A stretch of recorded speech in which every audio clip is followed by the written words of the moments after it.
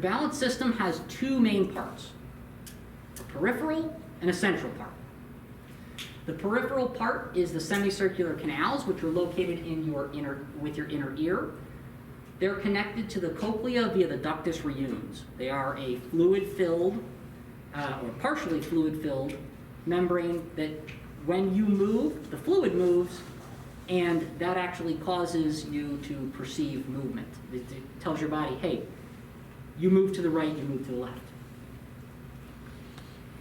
This water bottle here, I don't know if you'll be able to see this on Facebook Live, but it's a half-full water bottle, is to represent your the semicircular canals.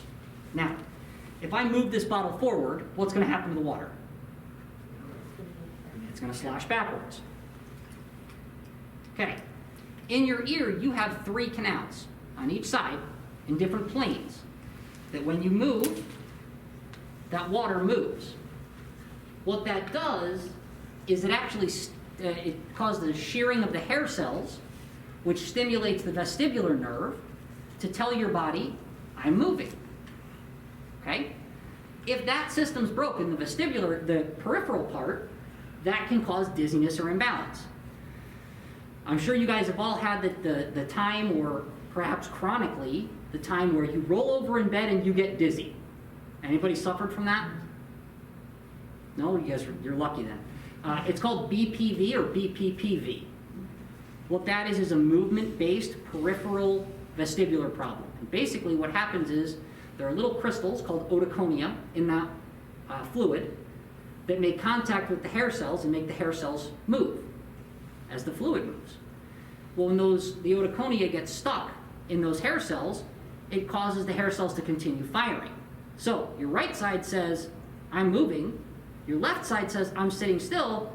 Your brain says, ah! The second part is your brain. Now your brain has a really difficult job because it has to interpret what's coming in from the right ear and the left ear, make sure that they make sense together. And then just to muddy the water, it throws your eyes in the mix. So if my right ear says I'm going right, and my left ear says I'm sitting still, and my eyes say I'm sitting still, it kind of has to take all those into account. So when it comes to your balance system, it's really important to understand that the balance system is not easily fixed because it has both a peripheral and a central component.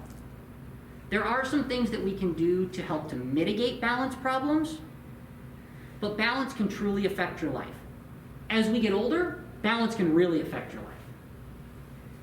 So, what does balance affect? Well, really everything, but let's start with recreation.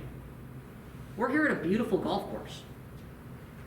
Do you think it's easy to play golf if you are having trouble standing still, or if you're swaying every time you stand up? Probably not. Also, if you go from head down to head up and you get dizzy, you do that quite a few times while playing golf. So it can really affect that aspect of your life. It can affect your general recreation. Exercising becomes very difficult because when you exercise, you move different planes. You go from laying to sitting to standing. Those things can really affect you when it comes to dizziness. Finally, safety.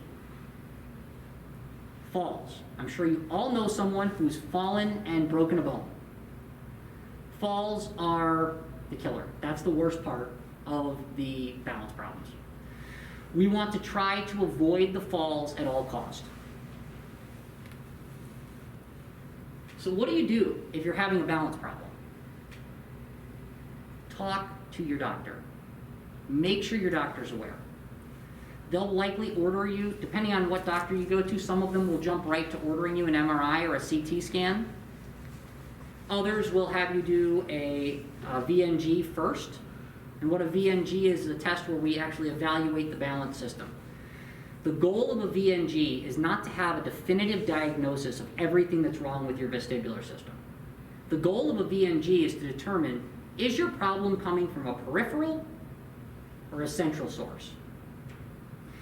If your balance problem is coming from a central source, it is imperative that you go follow through with a neuro-otologist or a neurologist in order to have the brain checked out to make sure there's not something more major going on.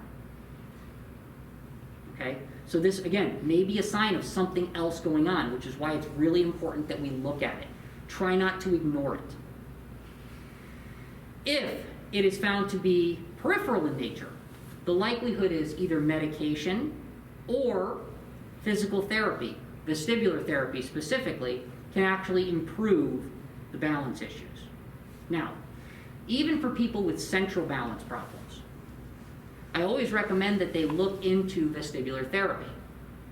Well, if I know it's not going to fix the problem, the only reason I do it is because I want fall prevention. So, if you're doing physical therapy and balance exercises, and they're helping to encourage you to strengthen different muscles and be in different positions, and help you really learn to manipulate your body and protect yourself from that fall, that to me is just as important as curing the balance problem. Okay? Because if it's central in nature, it may be something that we can't cure, but we do want to make sure that we have the ability to at least deal with the issues. Okay? It can also be a combination of the two. Some people are very lucky and they get to suffer from both central and peripheral balance problems. In which case, of course, the treatment's still the same, but we may be able to improve, the peripheral part via medication or therapy.